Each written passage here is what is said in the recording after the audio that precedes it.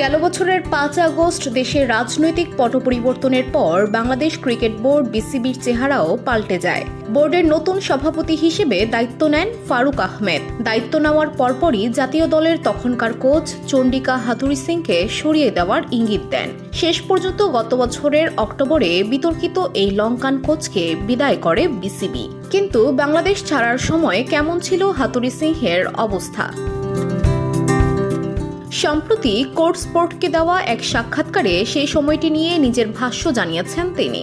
ছাত্র জনতার গণ অভ্যুত্থানের পর দেশের আইন শৃঙ্খলা পরিস্থিতির অবনতি হয়। অন্তর্বর্তী সরকারের তখন পরিস্থিতি সামাল দিতে হিমশিম অবস্থা। সেই সময়ের অবস্থা নিয়ে হাথুরু বলেন, বিসিবির সিইওর অর্থাৎ নিজামুদ্দিন চৌধুরী সুজনের শেষ কথা ছিল, তোমার চলে যাওয়া উচিত, বোর্ডের কাউকে বলার দরকার নেই, তোমার কি টিকিট আছে? এটি আমার জন্য একটি সতর্কবার্তা ছিল। তখনই আমি একটু ভয় পেয়ে যাই।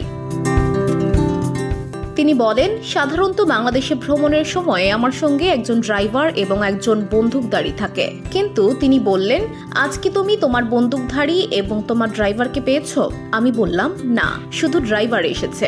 এরপর বাংলাদেশ ছাড়ার জন্য টাকা জোগাড় করতে আমি ব্যাংকে গিয়েছিলাম।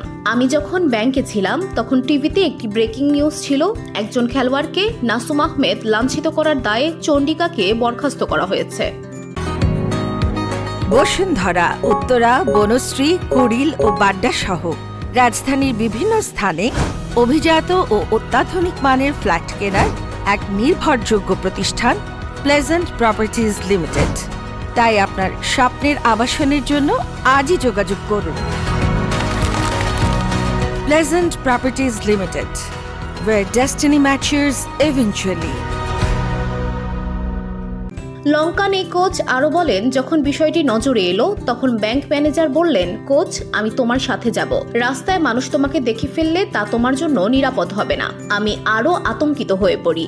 আমার এক বন্ধু আমাকে সিঙ্গাপুর এয়ারলাইন্সের মধ্যরাতের ফ্লাইট ধরতে বিমানবন্দরে নিয়ে যায় এবং আমি টুপি এবং হুডি পরে নিজেকে সুরক্ষিত করার চেষ্টা করি, কারণ দেশ ছেড়ে যাওয়ার অভিযোগে তারা আমাকে গ্রেফতার করতে পারত। হাথুরু সিংহের এই সাক্ষাৎকারের ব্যাপারে এখনো মন্তব্য করেনি BCB. VOD Bangla news desk.